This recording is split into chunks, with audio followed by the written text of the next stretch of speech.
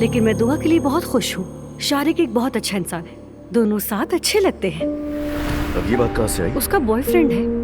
आहा, ऐसा बिल्कुल भी मुमकिन नहीं है। शारिक दुआ से बहुत मोहब्बत करता है।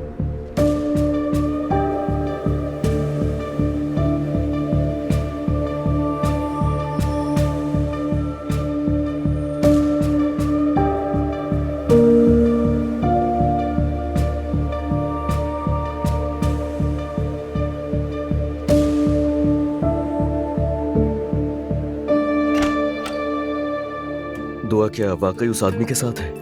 हाँ, और वो दोनों जल्दी शादी भी करने वाले हैं। उसने तो एक बड़ी डायमंड की अंगूठी खरीदी हुई है। क्या? लेकिन दुआ होशियार है, सोच समझ के चलती है। अल्लाह खुश रखे उन दोनों को बस। खैर, जा रहा हूँ। Good night.